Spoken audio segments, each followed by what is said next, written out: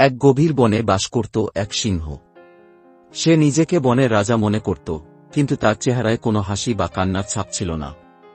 সিংহটি সবসময় দৃঢ় ও গম্ভীর ছিল এবং মনে করত হাসা ও কান্না শুধুমাত্র দুর্বল প্রাণীদের জন্য। সিংহের মনে হতো যে সে অরণ্যের সবচেয়ে অসাধারণ সত্তা, তাই তার হাসা বা কান্নার প্রয়োজন নেই। সিংহের ছিল এক দুর্দান্ত অভিব্যক্তি, তবে সে নিজের মনে খুব একা অনুভব করত।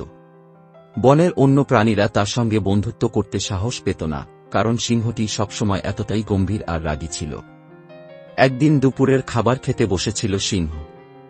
ঠিক তখনই একটি বিরক্তিকর মাছি এসে তার খাবারে ভোঁ ভোঁ করতে লাগল। সিংহ তার পাঞ্জা দিয়ে মাছিটিকে তাড়ানোর চেষ্টা করল, কিন্তু মাছিটি সিংহের হাত ফসকে বারবার ফিরে আসছিল। সিংহ এতটাই রেগে গেল যে সে তার খাবার পাত্রটি ঢেলে দিল এবং খাবার না খেয়ে সরে গেল। মাছিটি সিংহের কানের কাছে গান গাইতে লাগল, যা সিংহকে আরও বেশি বিরক্ত করে তুলল। রাগে গর্জন করতে করতে সিংহ একটি গাছের শিকতে লাথি মারল।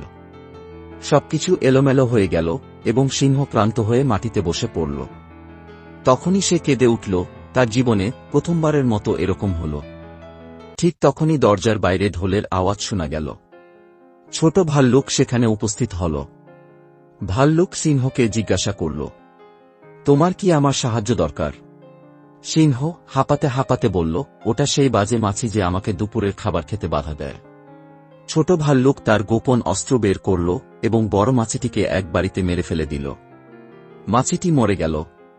মাছিটিকে দোলাতে দেখে সিংহ হঠাৎ হেসে উঠল, যেন সে বনের সবচেয়ে মজার কৌতুক শুনেছে। সেদিন থেকে সিংহ বুঝতে পারল যে হাসা ও কান্না কেবল দুর্বলতার চিহ্ন নয়, বরং এগুলো জীবনের একটি অপরিহার্য অংশ। সে আর কখনো একা ছিল না, কারণ সে বুঝতে পেরেছিল বন্ধুদের গুরুত্ব এবং নিজেকে খোলা মনে গ্রহণ করতে শিখল।